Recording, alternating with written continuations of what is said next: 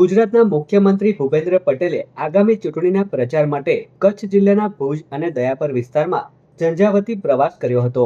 દયાપર ખાતે એક વિશાળ જનસભાને સંબોધિત કરતા મુખ્યમંત્રીએ જણાવ્યું હતું કે વર્ષ 2001ના વિનાશક ધરતીકંપ બાદ કચ્છ જે પ્રકારે બેઠું થઈને વિકાસની નવી ઊંચાઈઓ પ્રાપ્ત કરી છે તે સમગ્ર વિશ્વ માટે એક ઉદાહરણ છે।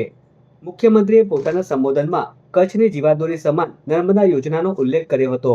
તેમણે જણાવ્યું હતું કે અમે નર્મદાનું પાણી કચ્છના ખૂણે ખૂણે પહોંચાડવાનું કાર્ય પૂર્ણ કર્યું છે। વર્ષોથી પાણીની તંગી વેઠતા કચ્છના સરહદી વિસ્તારોમાં હવે નર્મદાના નીર પહોંચતા ખેતી અને પશુપાલનને નવું જીવન મળ્યું છે। વડાપ્રધાન નરેન્દ્ર મોદીના મજબૂત નેતૃત્વ હેઠળ કચ્છના જટિલ પ્રશ્નોનો કાયમી ઉકેલ લાવવા માટે સરકાર કટિબદ્ધ હોવાનું પણ મુખ્યમંત્રીએ મંચ પરથી જણાવ્યું હતું।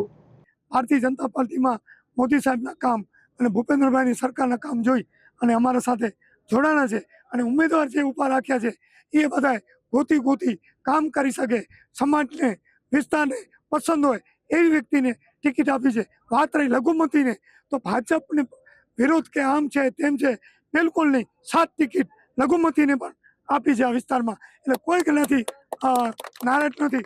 એટલે અમને વિશ્વાસ છે કે 100% ભારતીય જનતા પાર્ટી તાલુકા પંચાયત બનશે, જિલ્લા પંચાયતને ચૂંટાશે અને જે અમારા કામો બાકી છે લખપત તાલુકાના, નલિયાના, નખત્રાણાના, એ 100% અમે પૂર્ણ કરશું એવી અમને વિશ્વાસ છે।